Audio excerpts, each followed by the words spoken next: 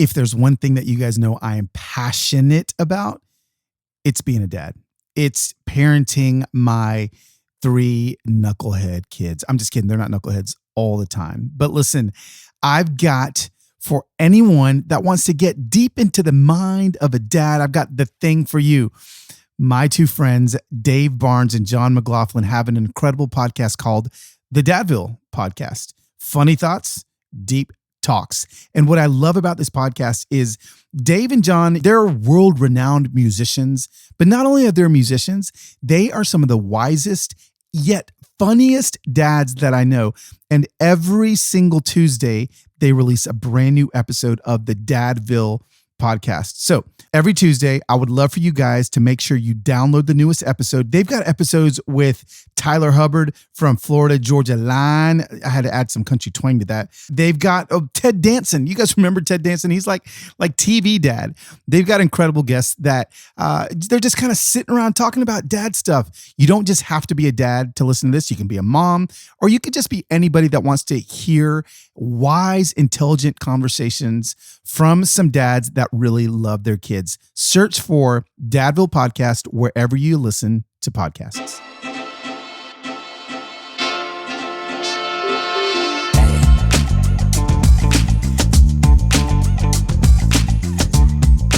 What is good, fam? Welcome back to another episode of Human Hope with your host, Carlos Enrique Whitaker Guzman Archibald Cabello, or Los for short, whatever it is. I am so grateful that you guys have trusted me with a few minutes of your time this beautiful Thursday morning, or whenever it is. I mean, you ain't got to be listening to this on Thursday morning. I'm just grateful that you are here. What a week we have had since the last episode dropped. You know, the last episode we talked about overcoming anxiety, overcoming different issues that we're having with our mental health. And if there's ever been a week that has pressed me when it comes to my mental health and just what's happening in society and culture this week, it has been a heavy week for me and for you. I know it actually has. And why is that? Well, because this week we have seen 2 black men who one was just had a really horrible run-in with the police. And the second one was killed by a police officer. And the internet did what the internet did, and it exploded. And I did what I do on the internet, and I tried to bring level-headed conversations from a black man that has friends that are police officers, yet also holds police officers accountable for their actions. And being that guy that kind of walks the middle road of being a peacemaker, this week it wore me out. It did. Like I was exhausted, and I want to say that it wore me out because actually before those were released, before I saw those videos, I was actually in Sea Island off the coast of Georgia, and when I walked into this beautiful island and this beautiful resort, I was taken aback. We were there with some of our best friends. It's funny. We've only really been friends with them for a few months, but I'm already calling them my best friends. And we were there. It was an incredible time of fellowship. Like, we got to hang out. We got to meet incredible people. But the whole time I was on, it was called The Cloister, was this resort. The whole time I was on the resort, there's just something about being in the deep South when a majority of the kind of working class employees at this resort were black, and the obvious majority of the guests were white. I mean, listen, it's not like that's just not a normal thing in general. White people have a lot more money than black people do in America. I mean, it is what it is. Black people work a lot more working class jobs than white people do. I mean, we're not getting into that data or those stats. That's not what this conversation is about right now. What made me uncomfortable, knowing that America is what it is just that it's like I could see it. It's like I could see history walking around without it really being history, right? Like, it was walking, the kind of like the blatant, obvious classism that exists there bothered me. it just bothered me. So as a black guy, it bothered me seeing most of the workers being black. And, like I'm like, well, I'm a guest here. I'm trying to tip a lot bigger than I normally would. But then I'm trying to not insult with a bigger tip. It's just one of those things. And so I decided to do a deep dive into the history of the island. And I found some incredibly difficult black history there. And so what I did is I do what Carlos does. I went on a jaunt and I got on a little bicycle and I rang my little bell and I drove to a spot where 70 black slaves drowned themselves when they got off their slave boat. They ran it into ground, got off the slave boat, and they said, we would rather die than be slaves. Now, this happened in 1803, but this place didn't even have a marker. There wasn't even like a historical marker. I had to do some digging, and I took my little bicycle and I found it. All of this is on a IGTV if you go to my Instagram. But what that did is that began just a very hard emotional week for me, because I was teaching people that follow me on Instagram the history. Well, what happened when I taught the history is I started getting all this pushback from people going oh, we shouldn't have black history and white history. It should just be all history. And you don't even know if that was true. And there was just a lot of people beginning to defend, right? Like they're defending. They felt attacked. I wasn't attacking, man. The kid that rented me the bike had never even heard of this place. He'd lived there for 18 years. So I was educating. I showed him where it was. He's like, wow, I've never even heard of this. Now, and why would he have? It's not taught in there. It wasn't taught to him in his high school or elementary school curriculum. There's no marker on the side of the road saying this is the point where this happened.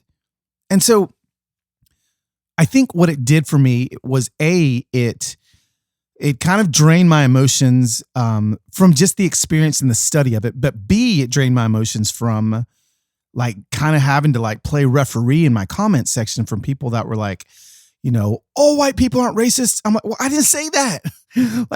Why you got to get so defensive from Jump Street? That's not what I'm trying to say. But, sometimes when defensiveness rises, you got to take a gut check. You got to take a heart check. You got to look. Anyway, it wore me out. You can go read the comments on my IGTV and you'll get worn out too. Okay. Trust me. Before you do that, drink a couple glasses of coffee or wine or vodka or whatever it is you need to do to be able to handle that sort of stuff. But what that did is I got home and then I saw the video of the officer, the Army lieutenant officer that drove a mile after he got lit up. And he drove a mile because he was scared. It was nighttime. He was scared to pull over on a dark road with two police officers. And again, I'm getting all the aghast, why would he do that? Why would he be scared? Why would, again, I won't go into it here. And maybe I'll play my IGTV here if you haven't heard it. Maybe not. I don't know. But because I'll be honest with you, I would risk going to jail for the evening if I'm on some back country road and I don't know these police officers, and I would rather drive a mile to a lit up gas station just so somebody else can see what's happening. Does that mean that all police officers, 50% of police officers, are going to do something bad to me? No. I'd probably say 99% of them would be just fine, but there's 1% that I ain't trusting in the dark. So guess what? I'm a drive. And I hope they're going to let me off. And so, well, you ended up seeing what happened to the lieutenant. It was awful. I mean, that police officer's been fired. He maced him in the face. He's wearing his full fatigues, this lieutenant. And they didn't even arrest him. They just maced him and let him go. I'm like, come on. So that was one day. And then sure enough, the next day, Dante Wright is killed by a 20-year veteran police officer as he is trying to flee the scene of where he was pulled over. And just seeing another young black kid killed by a police officer. This time, this was the one that I just was done.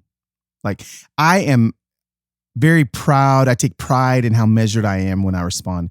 But I was yelling on that IGTV video. I was fine at the beginning, but then in the middle, I started yelling.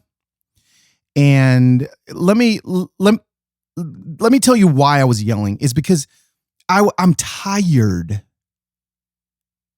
I'm tired of re-educating people over and over and over again as to why the Black community is tired. I'm tired of telling you why we're tired. Now, I feel called to educate. So guess what? I gotta suck it up. And I have to be measured and I have to educate. But there are moments where I'm not going to be measured. And so I put out a IGTV video. It's at close to 400,000 views. And I explained that I'm tired. And I wanted people to hear the hurt in me. And I think they saw it. Because, you think I want to talk about race all the time? Do you think like this is like something I enjoy? Like, oh, sweet. Like another Black kid dies. Like I get to talk about it. No. Like, again, I would much rather talk about other things. But here we are. And it's important. And so I went all in, and the comments and the DMs wore me out. They didn't. They wore me out. And so guess what? Today I took the day off. Like, I'm not posting anything. And I didn't post a freaking thing. I stayed off Instagram, collected myself so that I could have this conversation with you guys today, which I believe is going to be so far. We're only 7 episodes deep now, but out of the 7 episodes, I need to let you know this is the most important episode I've released. Now, why is that? Well, if I look at the demographics of my Instagram, my social media, and my podcast, okay, the demographics show that it's a majority white audience that follows and listens to me. Now, that's not a surprise. Most of my friends are white. The people that buy my books are white. The churches I speak at are white. It's what I am. There's a lot deeper history as to why that is. We'll get into that in another episode. But that it is what it is. And so I happen to be a trusted Black source for many white people. And I am honored by that trust. Now, that being said, I've lost a lot of trust in some people because I've said some things this last year that they haven't wanted to hear. And knowing that I am a trusted Black voice, I've slowly realized that I may be the only trusted Black voice, like the only one. A lot of you guys ain't got no Black friends. And I'm like the one for you. And as much as I appreciate that, can I tell you something? That's not good enough. I need you to go back to episode 2 of this podcast on empathy and take one of those points where I said, it's time to go walk across the street, drive across the city, and not only build a short relationship with somebody of a different race than you, but build a deep well of a relationship. It is vital for our country to heal that we get outside of our bubbles, that we get outside of the bubbles of people that look like us, talk like us, vote like us, think like us, eat like us. And so I'm going to help you today. You know what I'm going to do? I'm going to give you 3 new friends. Yes. Congratulations. Round of applause. You guys get 3 brand new Black friends brought to you by Carlos Whitaker. And these are 3 of my dearest friends. And what I decided to do on this podcast is ask them a simple question, because this is the question that every single one of you need to be asking your Black friends. And the question is this: how are you? That's it. It's not complicated, right? That's the question. How are you? That's all you need to ask. Pull your phone out right now, unless you're driving, and text your Black friends, every single one of them. How are you? Because they are waiting and they are desperate to hear from you, wondering how their hearts are. There's going to be a lot of you that are like, well, I don't have a Black friend besides you, Carlos. Guess what? I want you to open up your phone and I want you to ask me in a comment, in a DM, in an email, how I'm doing. I may not reply to you, but I'm going to feel the love. If I'm the only Black friend you got, then I want you to practice with me. But what you're going to hear today is me asking my three friends, Propaganda, EJ Gaines, and Carine, how are they doing? Now, I need to warn you, okay? I got people on the left, I got people on the right, I got people in the middle that listen to me. And you trust me, okay? So what I need you to do is trust me that even when you hear some things that make you uncomfortable, that you may disagree with politically, when you start hearing some of these answers from my Black friends, they are just being honest and vulnerable with me and with you. They know that I'm recording this podcast and that I'm recording their conversation. They know that you're going to hear them. So even if you disagree with them, I need you to listen, just like our friend Sharon McMahon says, right? Listen to understand, don't listen to reply. As you're listening and you hear something that you may not agree with, I need you to not be like, I'm out. I'm out. Like, I'm not going to listen to the rest of this podcast. No, I need you to listen and be like, oh, I wonder why I disagree with that. Well, I need to understand a little bit more, and then keep listening. And guess what? Then you're going to understand. Does understanding mean that you're going to change your mind? No. But what understanding does mean is that they will see you, see them. Oh, friends. And that is the thing that's going to accelerate us towards healing. So I say all that so that you know they're just going to be, they're raw and they're real, and they're answering the question, how are you? There's going to be some tears shed. But I believe that you having 3 new Black friends, okay, sorry, Carine, Prop, and EJ, that I just, made you friends with 40,000 people, but reach out to them. Let them know. Like find them. You can find their information in the show notes. I don't even think I have show notes or whatever, like when you click on the podcast, I'll put their links on there, and I want you to go find every single one of them. Okay. At EJ Gaines. I want you to go ask him how he's doing. Love on him. At Prop Hip Hop. Go let him know. Ask him how he's doing. At Carine Dynamite. CARINE DYNAMITE. Carine Dynamite. Ask her, how are you? I love you. I see you. I'm walking with you. So it's a lot of yapping from me. It's time to let my friends let you know how they're doing. Here we go.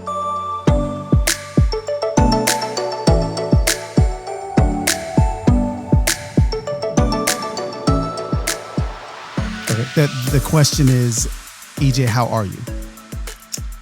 Yeah, I'm hurting. I'm tired. And I realized last night I'm grieving and feeling like I guess dealing with trauma. And we didn't know until, well, at least I didn't know. I'm sure someone knew, but I didn't know or pay attention to the idea that trauma you could feel it physically, Right. Because you mentioned to me that you're like, your literal body is sore. Oh yeah, I'm achy. Like my neck hurts. I'm tense. My shoulders are hunched up. My back is sore, and I'm getting up there in years, but not like not like me. I'm not supposed to be not like you. God no. I'm not supposed to be feeling it like that, and I think it was the hardest part that I wish that I don't even want anyone to have to encounter it, but I wish that I could communicate is that Black people in America still go on with life while dealing with what feels like the death of someone in their family. And like to hold it together on calls or to deal with, passing comments or dismissals and still be a professional or still be smiling or still be shopping at the grocery store and not like, mumbling, screw you under your breath to every white person you pass. Like that is a thing you have to decide to do. And it's work. I mean, it's a workout essentially. And so by the end of the day, I mean, Janice and I, we were just like, yo, let's call it. Everyone, kids, bedtime. Like we're done. Turn the lights out. Like you didn't have anything else to give. Yeah. Yeah. I want you to lean in and unpack for a second, because I think it's so important that my listeners hear you, really hear you when you said it kind of jokingly, but there's some truth to walking around a grocery store after you've been carrying trauma of seeing another Black man killed and wanting to not mumble under your breath, screw you. Well, where is that coming from? Like Give us the humanity behind why you would even why that would even want to come out of you. Yeah. The humanity. And it's a good point because that's the complication of it because, as a Black man in America, I don't have the luxury of isolating myself and fortunately, nor do I have the desire. I grew up in a very diverse, community in Hyde Park in Chicago, University of Chicago campus. All of my friends, I always say I went to more bar mitzvahs and bat mitzvahs than the birthday parties because all of my friends were Jewish. I had tons of Asian friends, tons of Black friends, tons of biracial friends. And even now, most of my closest friends are white. And I live in a predominantly white part of town outside of Nashville. And I love my life. And the human side of it whispers this lie to you as a Black person in America that you're alone and that they're the enemy. And we all deal with that lie, right? Whether you're white, they're the enemy. If you're Black, they're the enemy. Someone else is always the enemy. And it's not true. But in a moment of wounding, or in a moment of tension, you just sometimes let down your guard and think, you know what, maybe I just give in. Maybe I just give into that, And man, I've put in this much work to be in community, authentic community with people who don't look like me, don't live like me, don't believe like me, don't have the same experiences. And here they are not giving the same commitment to me. Right. They don't want to be in community with me like I want to be in community with them. Well, screw them. I'm going to aisle 7. And but that's not reality and the hope of it. And why I love everything about human hope and hope dealership and being tangentially connected to you in this way is that the hope is that lady in aisle 6 didn't say anything or do anything, and you are no better than anyone else projecting your trauma if you walk through the grocery store thinking that's just not reality. That's not true.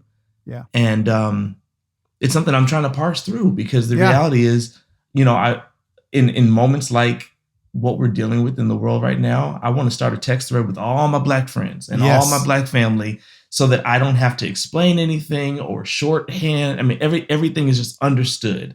If you texted me about it, if you send me an emoji with a heart, I know everything that heart just said. Everything. And I need that. I desperately need that. I need that. Those are hugs, those are hugs in a season where there are no words. And when everything feels inexplicable, just to know that someone else says, hey, I see you. And this is what I love about my white friends. They'll text me, hey, I have no way of knowing. I have no way of knowing what this feels like, but I see you and I love you. Period. Done. Good enough. Yeah. And did you get some of those texts yesterday? I did. I got a bunch of those texts yesterday. I was so thrilled. Yeah. A pastor friend of mine sent me a text. Some of my closest friends just heartbroken emojis. Some of my friends who were dealing with some personal storms in their own lives even took the time to say, hey, totally consumed with the garbage we have going on, but doggone it, we see y'all are going through it too. Yeah. It's a different type of trauma and a different type of pain, but pain is pain. Yeah. Pain hurt is hurt. And, EJ, probably the most hurtful thing. There's a lot, right? And I'm not even talking about like Instagram. I'm not talking about my DMs. I'm not talking about strangers that their opinion of whatever subject matter is happening to Black men in America, whether they think that we need to obey police, whatever any of that crap is. That's what I'm going to talk about. Where the pain actually is coming from for me is when I have some of my close friends who, close friends could be a stretch here, but are friends who I actually see not choose me, right? I'm seeing it, right? I'm seeing them making a decision to choose the other thing. And the thing. Yes. The thing, right? Not the person, a thing, not the person, the thing, the idea, idea. So it's a thing as opposed to a soul. And to so, me, yes, yes, to me, that you walk with, that you talk with, that we eat and laugh. Yes, you're choosing an ideal over me, and I want what I need people to know is that we just want to feel chosen. We want to feel chosen over an idea.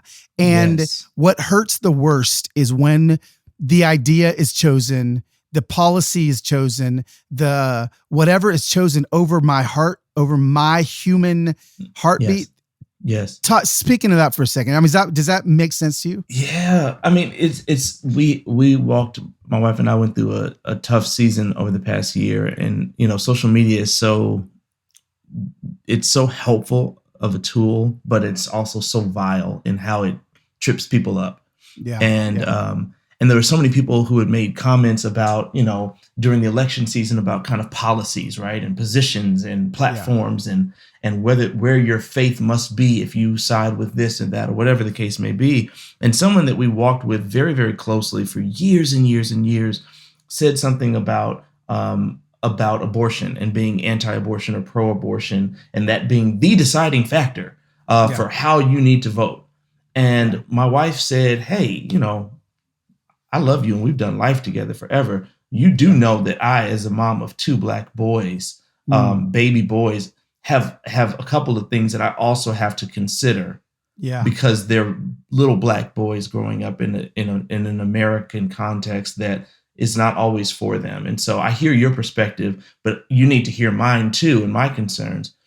And the dismissal of that reality rocked us so strongly to our core, because it was like, wait, my baby boys, you've run your fingers through their hair. When we're telling you right now as their parents that God is entrusted to take care of them, and we're saying, hey, just as the parents of 2 little Black boys, we're also considering, we're considering those things, but we're also uniquely considering some things that you wouldn't be considering. To be told whatever. You've dismissed our lives, you've dismissed our parenting, you've dismissed our boys, and you've dismissed their futures. And now how do we pick up and walk with you tomorrow? And I think that is the reality, is that you're not, a lot of people are not posting because of their own experience. They're posting because of, like you said, an ideal, some notion, some concept. But I'm the dude. Someone posted on my social media yesterday. He said something in a comment like, you're just believing the lies of the media and what they're pushing. And I said, no, man, I'm Black in America. I don't need a media. I'm living it. There's no narrative. It's my life. It's 39 years of my life. And I think that's something that's lost a lot of the time. I was like, I'm not pushing an agenda. I've got nothing to win. And I was going to say something online yesterday. I just decided not to, because it was contentious in my heart. It was contentious. I knew I was fired up because I typed it hard with my thumbs. And when my thumbs hurt, that's when I know that I've got a little extra oomph to it. But it was like, if you're tired of feeling like everything is about race, imagine how I feel. Because we're not doing this for fun. Black people don't want everything to be about race. We're responding to the reality that everything has always been involving race to some degree. Oh man.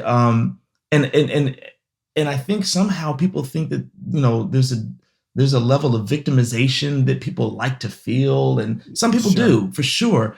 But that's not me. And if you know me, then you know that I'm not about that. If you know Carlos, he's not about that. And so it's like, look at me, look at my flesh, look at my story, look at my baby boys and my wife, and then decide, am I crazy? Right. I'm not crazy. I'm a little, but I'm not about those things.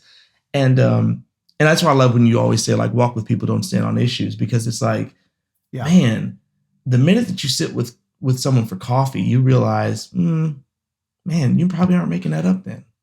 That is so good, man. That is the minute you sit down with someone for coffee.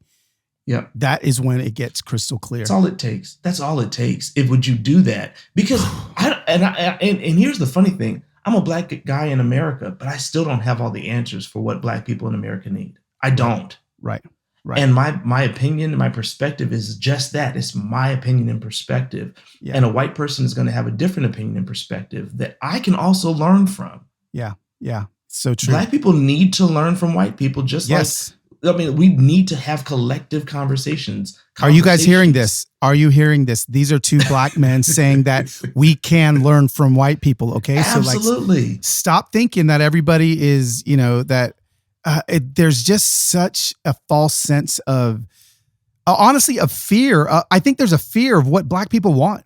There's a fear. Yes. There's a fear that we want, Wakanda land. Like that. Like that's like the goal here.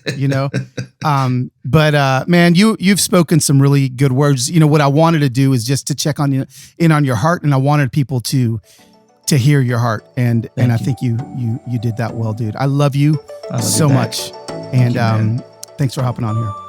Thank you, man. Anytime. What did I say? EJ coming in strong. I know y'all got nervous when he said try not to hate white people that are walking by me in the grocery store. I know it made you nervous. But again, if you listened to understand and you hung on, you heard the humanity of it. So EJ, you guys can follow EJ, an incredible, incredible, incredible man. Man after my own heart, man after God's own heart. At EJ Gaines on Instagram and Twitter. You can also go to ejgaines.com, and Gain is Gaines, EJ Gaines. Make sure you guys follow EJ. Let him know how much you care for him. Ask him how he's doing. Send him some human hope, listener love.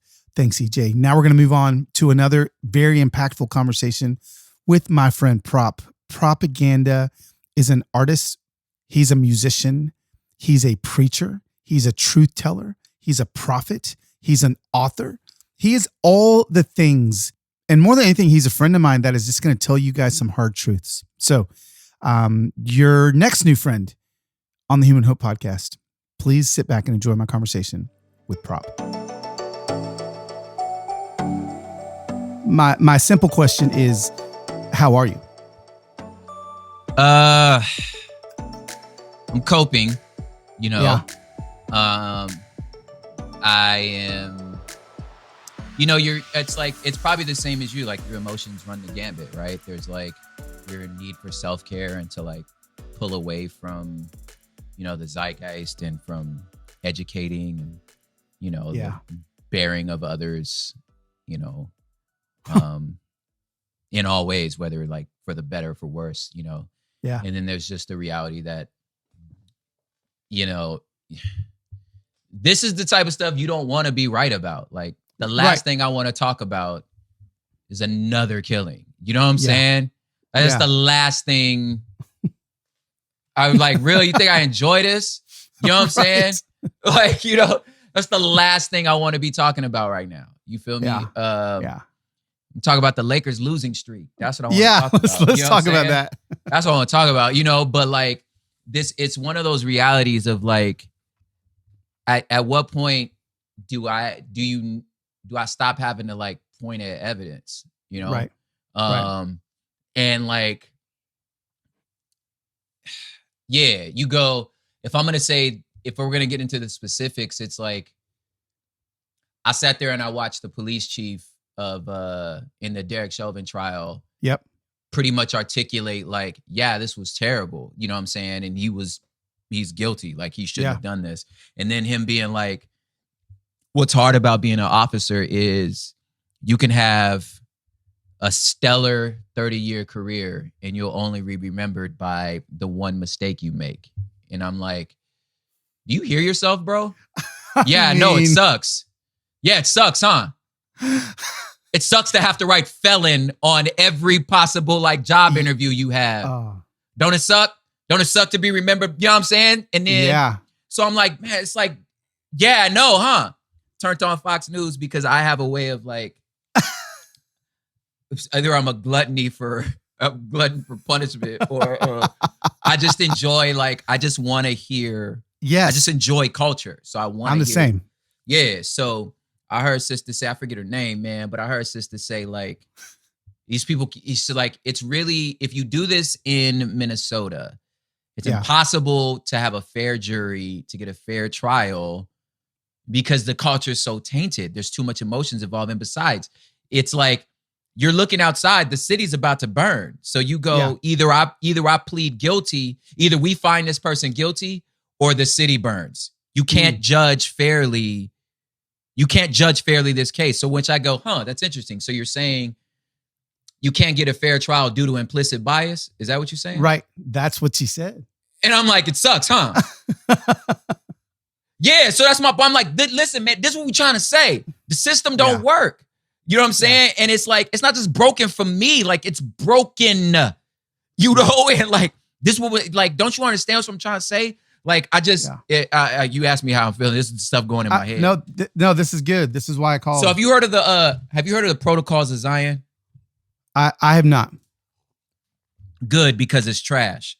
Okay. But it's from like the end of the 1800s. It's basically like the source material for almost all anti-Semitism throughout Europe, right? So it's this idea that like the Jewish community in Russia and France and Prussia at the time all got together, and they were planning this overthrow of the new liberal democracies that were popping up in Germany, right? So again, it's this idea that like this remarkably oppressed people, you know what I'm saying? The Jews in old Europe are also this like power group that are gonna overthrow and reinstall monarchs across Europe. Like, you know what I'm saying? And not only that, they get together and have meetings.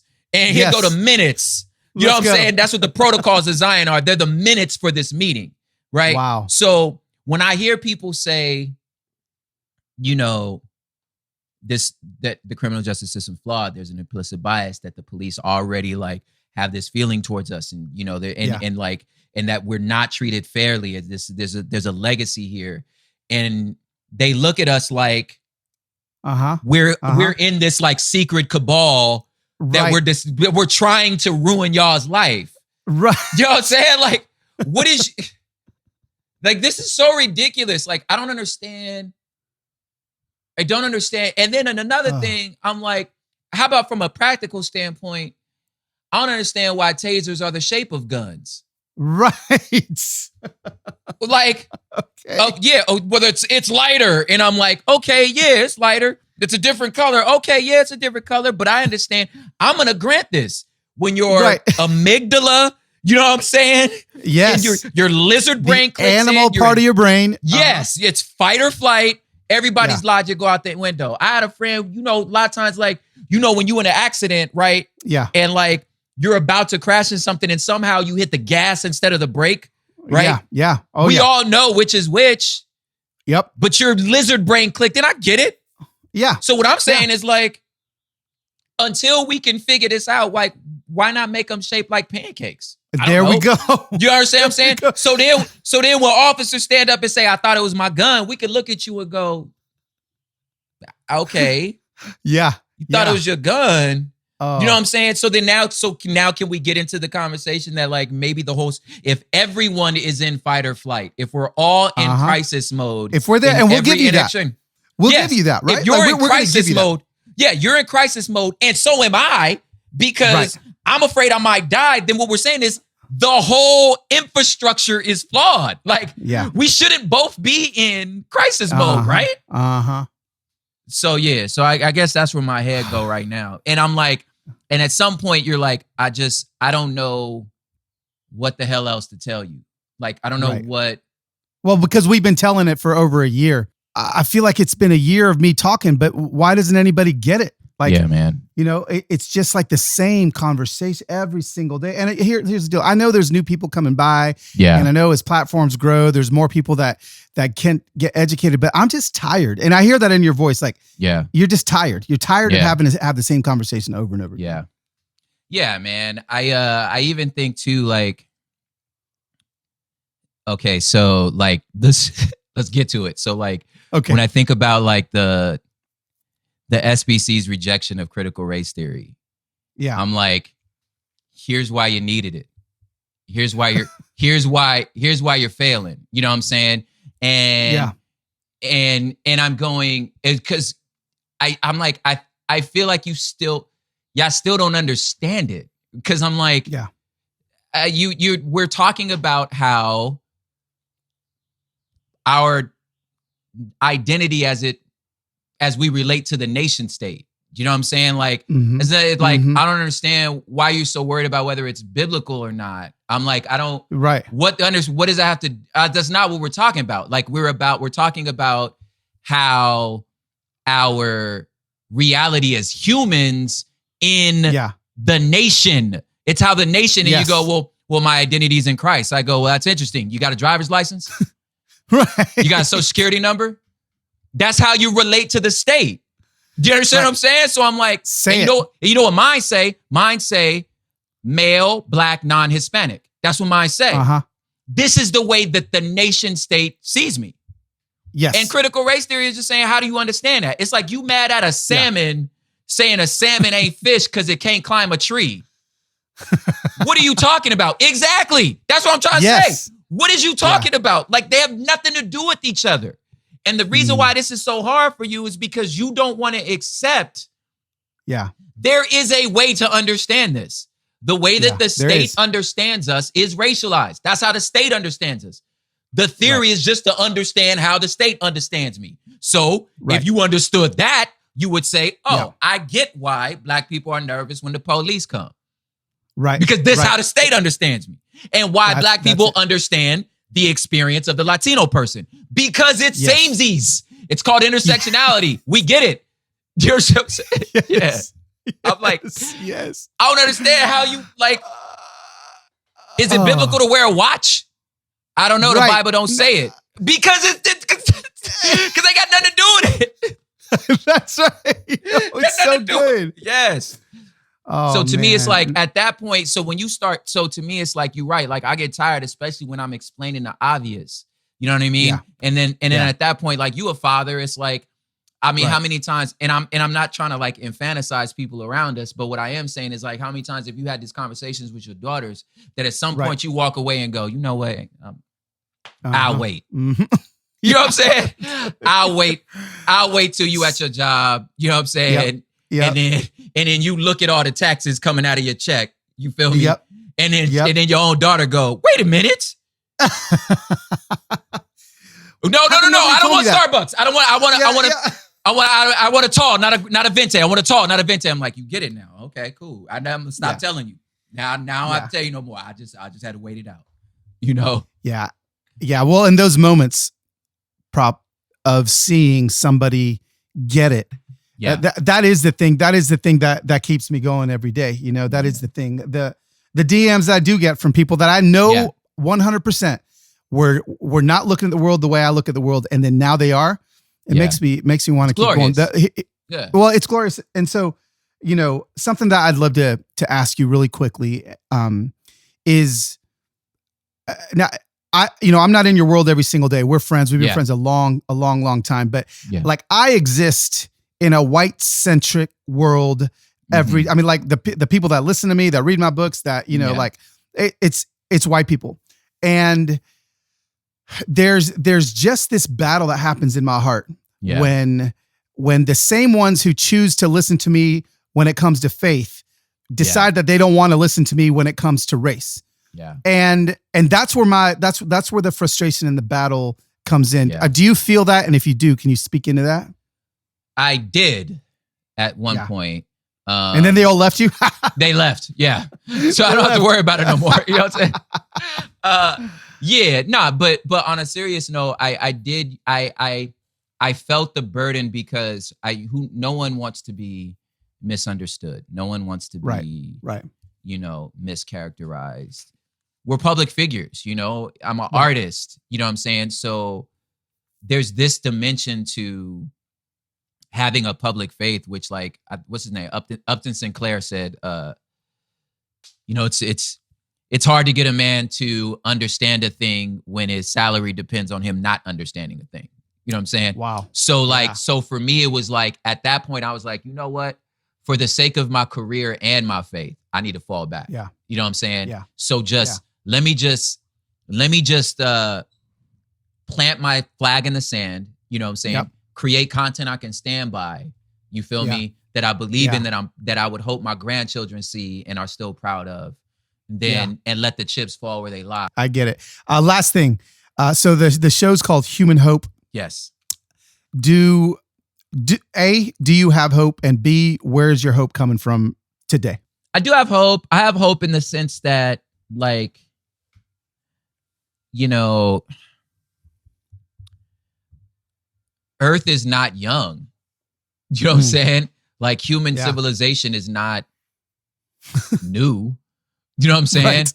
So, like, kingdoms come Put that on a t-shirt. Yeah. Earth is not young. Earth ain't young. You know what I'm saying? Like, it's been through stuff. You know what I'm saying? Yeah. So, like, I think eventually, you know, having an understanding of history in the sense that, like, empires come and go, you know? Yeah. Whereas, as far as America is concerned, I mean, we're on borrowed time. Every modern nation, especially in the G8, they've all collapsed and had to start over. Yep.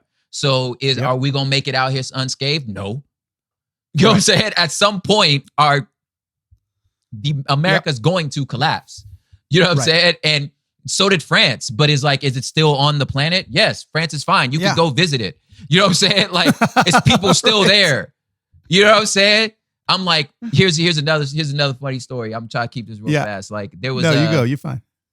When a few years, I think it was 2 years back, when there was some stuff going on at the Syria and Turkey border. You know, I'm connected with Jeremy, recording real tightly, right? So there was some stuff going on right there, and I was expressing this, like, situation getting real sticky.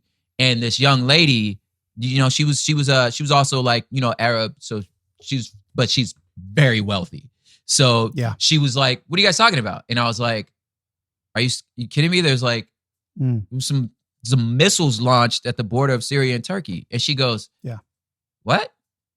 And I was like, "Dog, you don't even know." I was like, at first I'm judging her. I'm like, it must be nice to be rich.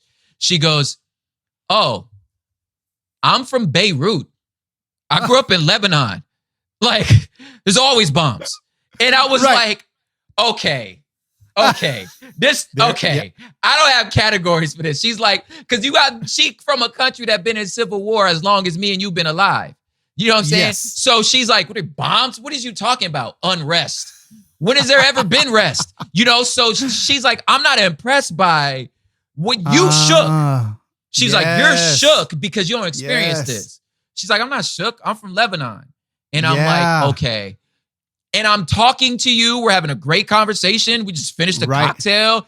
And I'm like, we could right now, Carlos, you could hop on a plane and fly to Beirut. And sit in Lebanon. And enjoy a nice cup of tea.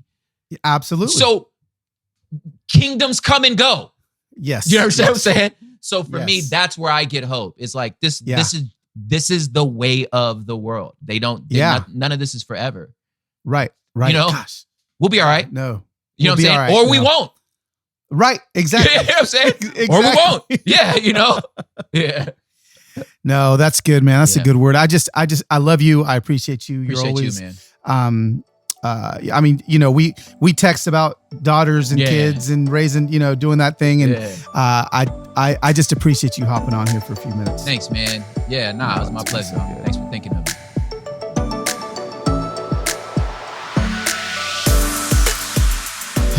You know, after having conversations like that on a daily basis, whether it be on socials or just in person with a friend, I am desperate to talk to somebody.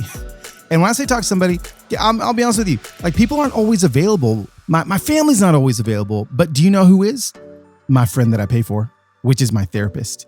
And I could not be more excited to bring to you guys our very first show sponsor, which is BetterHelp, HELP. What is BetterHelp? BetterHelp is an online counseling service.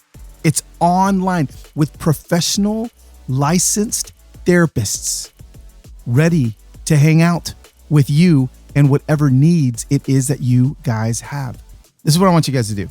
I want you to go to BetterHelp, HELP.com/human hope. And when you go there, you're going to see some really cool things. You're going to see that you can find individual counseling for you, couple counseling if you're in a relationship, or even like teenage counseling for your kids. These therapists are ready to work right now. You can actually get matched with your own professional licensed therapist within 48 hours and start communicating within 48 hours. Now, what do I mean by start communicating? You can send a message to your counselor anytime, and you're going to get a timely response pretty soon after you send that message. But not only that, you can schedule your weekly video or phone sessions. What I love about it, it's completely private. You don't have to hang out like in a waiting room and like you're like, oh my gosh, I hope somebody that knows me doesn't walk in here right now. You don't have to worry about any of that, okay? And it's also available worldwide.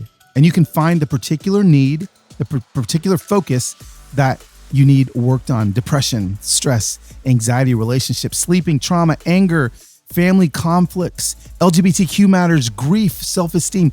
Anything and everything you share is absolutely confidential. So listen, it's affordable. And for you, the Human Hope listeners, I'm going to give you a code that is going to allow you to get 10% off of your first month. I've already done it and had 2 sessions, so you can trust me when I tell you this is going to be so helpful. What I want you to do is go to BetterHelp, HELP.com/humanhope. Join over 1 million people who've taken charge of their mental health as well. BetterHelp.com/humanhope.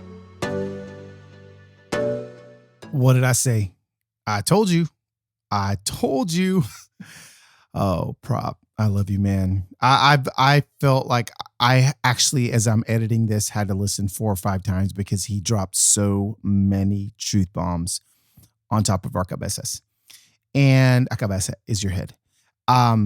So yeah, thank you, Prop. Guys, you're welcome. A new friend for you. And we're going to finish off the show with, I'll be honest with you, this is my fave of the friends. This girl's been through a lot with my family. I trust her with everything. And she is going to give you the perspective of what I feel like is a true perspective of what you will find many Black queens feeling in this season of America. I don't know what season it is, but the season we're living in. I can't call it a season. I can't title it, but you know what I'm talking about. This is her point of view, and she says some things that I think may be worth the entire podcast. So, friends, my friend, and now your friend, Carine. How are you doing? Meh.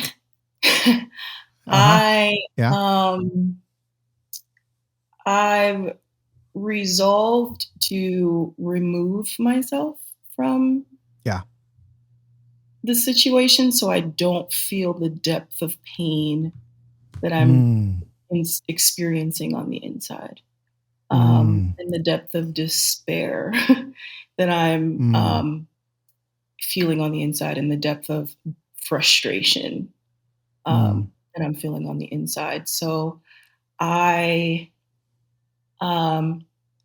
guess I would, it would come off as indifference, but it's far from that. It's almost like I'm in self-protection mode. Yeah. You're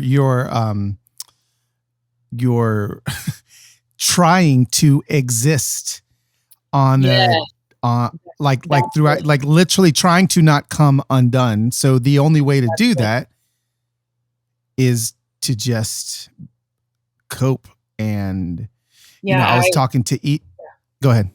No, I was saying that's it. I was walking with a friend because I've resolved for my mental health and emotional health to just, I take walks and I sort of vomit my feelings. And I had a friend with me yesterday and she was like, "How are you?" I was like, "I'm just existing." I'm here. I exist in this realm and I'm here, but that's all I feel like I have to offer. Wow. And wow. And the funny thing is that here's the thing about being Black in America. when this is a reality is that sometimes all we have left inside of us to offer is to simply exist and not self-implode because of all the pain that we have to deal with.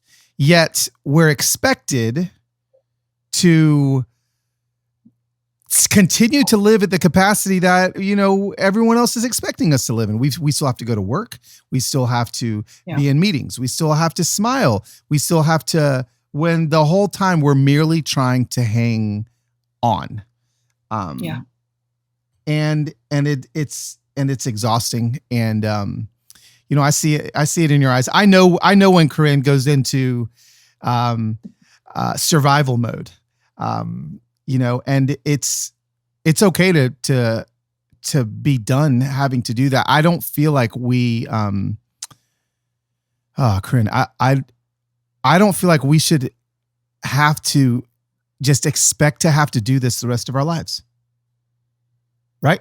Because I feel like people, maybe a lot of people are like, well, you know what? Like, yeah, we could reform a little bit. Like maybe we could reform a couple things a little bit to make things a little bit better. But I'm here to actually say, I don't know if I want that. Like I maybe I'm kind of tired of just a little bit of change. Like, and that's what's so exhausting is like, am I going to have to live till I'm 80 just continuing? Because a little bit of change doesn't change the fact that you still feel threatened by my existence as a Black or a person of color. I can do and have done everything in my power to come off as non-threatening, whatever that means. I smile when I walk. I wave at people when I really don't want to, just so that they don't feel threatened, so that I'm not on the news the next day and my name is being called. And that is, I think,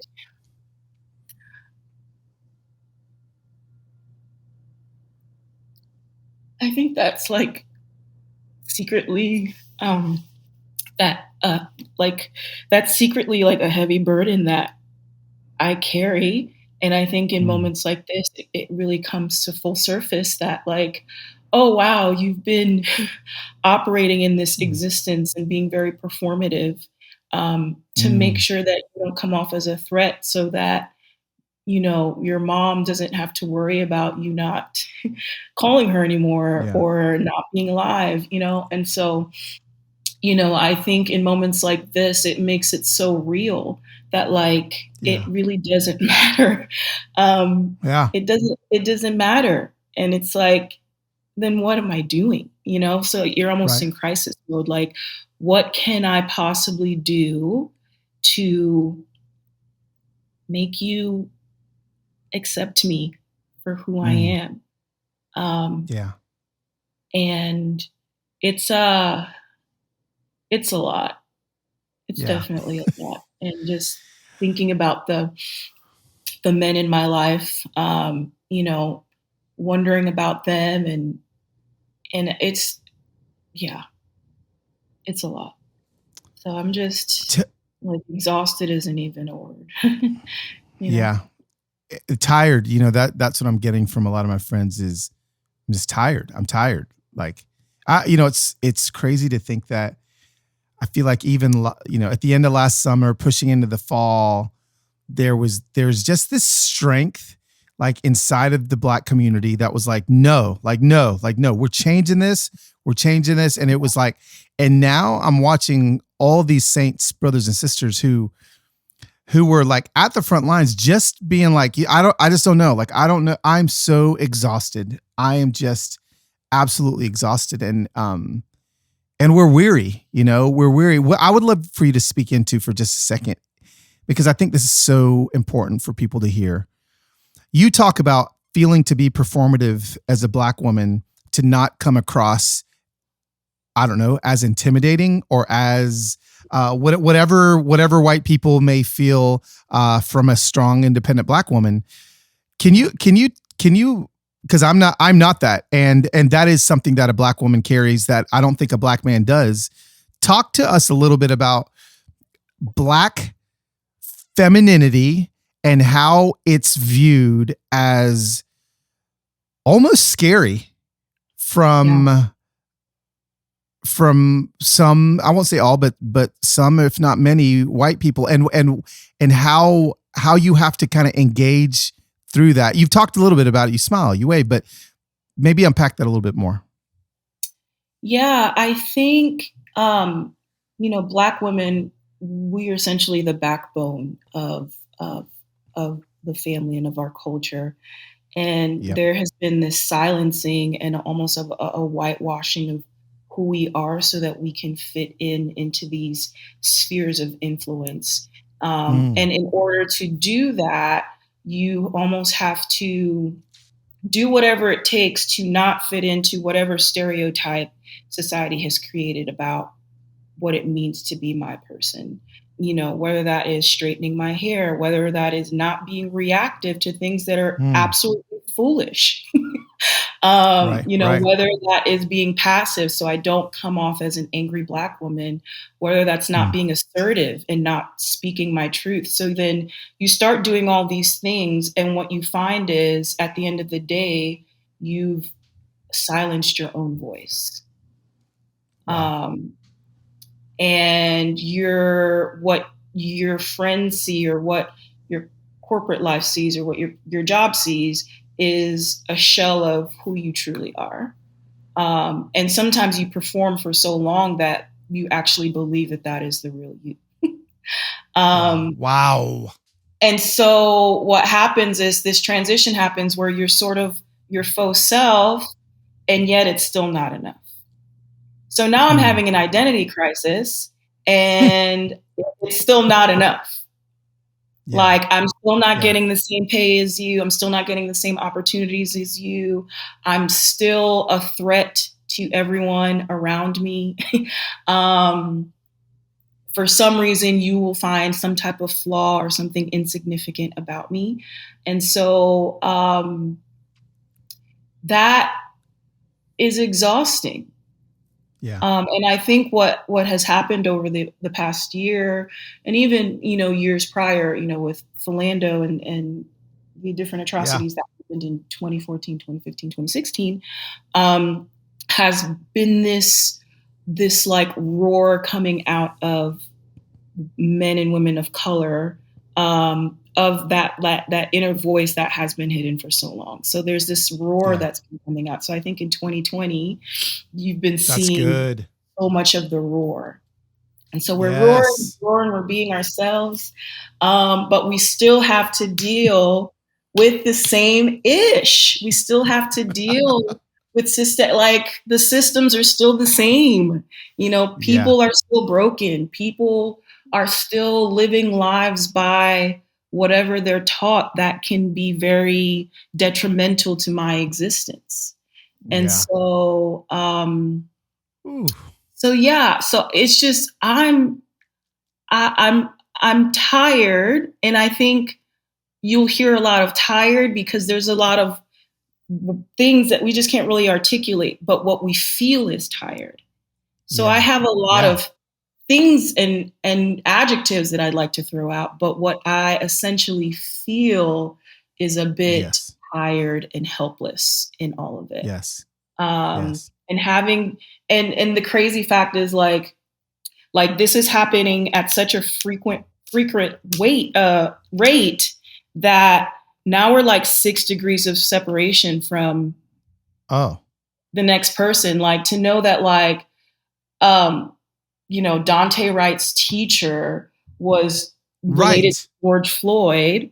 And then the fellow that got pepper sprayed, the veteran that got pepper sprayed, was related to Eric Garner. So it's like this is happening at such an atrocious frequency that I'm more connected to being snuffed out at the hands of someone who's threatened by me than living out a long life on this earth. And that is a scary thought. Because before you'd read it on the news and it was terrible, but you just, it was never someone that you knew. Right. And now it's becoming people that, oh, I knew this kid, or I knew that dude, or, and that's scary. That was so well put.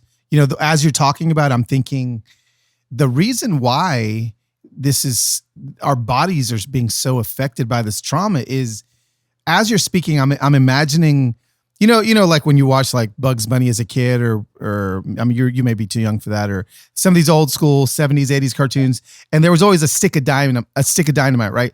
And they would light the stick of dynamite, like, and the wick was like a mile long, and you'd watch the wick you'd watch it go. And it's almost as if we're watching it getting closer and closer and closer to us. Yeah. That's what I feel when you say that. Yeah, it's definitely become more of a threat for sure. Yeah. Well, I love you. And I just am so happy to see your face on my screen right now. And I appreciate the wisdom that you just dropped to the Human Hope listeners. And you didn't even mean to drop it. You're like, I ain't got nothing to say. And now you're like, boom. So Carine's going to have to come back on the show, but I love you. Thanks for hanging out with us. All right. Thanks. Hey, one last question. Yeah. One last question. The show's called Human Hope. What right now is giving you hope? I am actually clinging to voices of the past that have acknowledged my humanity, if that makes any sense. So yesterday I was thinking about this lady, this nurse. We're in the thick of the pandemic, and I believe George Floyd had just happened. And, I walk and I process. And if I'm very frustrated, I'll walk for miles and miles. And then my roommate will have to pick me up because I can't make the walk back. But can you hear me? Yep. Oh, okay. Because your video. Yeah. Okay, cool. Oh, sorry. Sorry. No, it's fine. It just says it's the internet because of probably the weather. But got it. I can still hear you though. Okay, awesome. I was doing my walk, and I was walking, and there's this like outpatient medical area that's by where we live, and I was walking, and this lady was about to turn into the intersection, and she saw me walking, and she just immediately sort of turned in front of me. So I'm already like, oh God, it's this white lady. I don't know. So I immediately start, being nice. You smile, you wave. Like I said, that what we do, I'm trying to disarm because I don't know what's about to happen. Oh yeah. And she rolls down her window, and she's like, "Hey, ma'am." And I was like, "Yeah, hey, can I help you with something?" And she says, "I just wanted you to know that you matter to me." And that really floored me, because I was really hurt, as we all were. And for her to just go out of her way to just say that to me, I cling to those people who go out of their way to be human. And if you can just go out of your way to be human, and help another person remember that they're human when everything around them says otherwise, it's been almost a year, and I still think about that lady. Wow. So whoever you are. And that's all it took. Yes. Thank you. Go ahead. Yeah. Thank you. Yeah. She may be listening. You never know. You lovely nurse. You're out in the front lines doing God's work in a pandemic, and you had time to stop and let me know that I mattered. And I thank you and bless you.